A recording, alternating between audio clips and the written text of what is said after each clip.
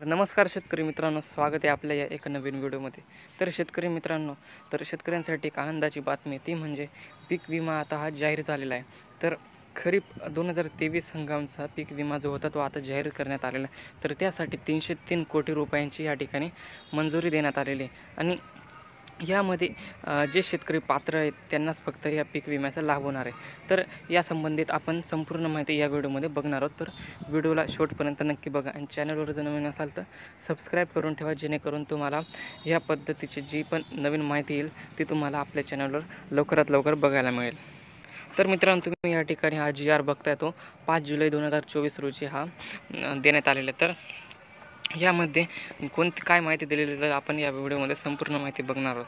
तर या ठिकाणी दिलेले की सर्वसमावेश पीक विमा योजना खरीप 2023 अंतर्गत उर्वरित राज्य हिस्सा विमा हप्त्यापोटी रक्कम 303,70,20,848 इतका निधी आता हा मंजूर करण्यात आलेला आहे. तर या ठिकाणी संपूर्ण प्रस्तावना आणि निर्णय या ठिकाणी देण्यात आलेले. तर या ठिकाणी वेगवेगळ्या कंपन्यांचे सुद्धा या ठिकाणी नाव देण्यात आलेले आहेत.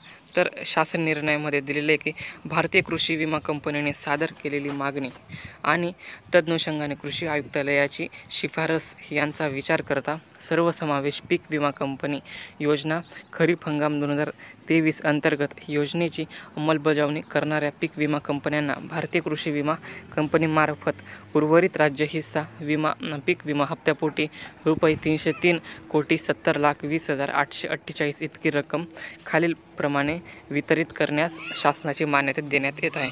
तर या ठिकाणी या पीक विमा कंपनींची या ठिकाणी माहिती देण्यात आलेली आहे. त्यांनी किती हप्ता म्हणजे रक्कम या ठिकाणी संपूर्ण माहिती तुम्ही या ठिकाणी बघू शकतात. तर सदरची रक्कम खरीप हंगाम 2023 करिता वितरित करण्यात येत असून त्यांचा वापर यापूर्वीच्या इतर हंगामाकरिता अनुज्ञेय असणार नाही.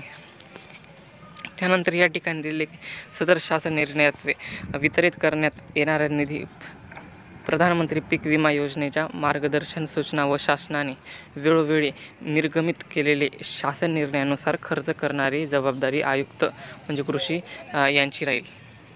तर मित्रांनो, खरीप हंगाम 2023चं पीक विम्यासाठी आता 303 कोटी रुपये आता ह्या ठिकाणी मंजूर करण्यात आलेले आहे. तर अशा पद्धतीची ही माहिती या व्हिडिओमध्ये सांगण्याची होती. तर व्हिडिओ जर तुम्हाला आवडला असेल तर व्हिडिओला नक्की लाईक करा, चॅनलला सबस्क्राईब करून ठेवा. धन्यवाद.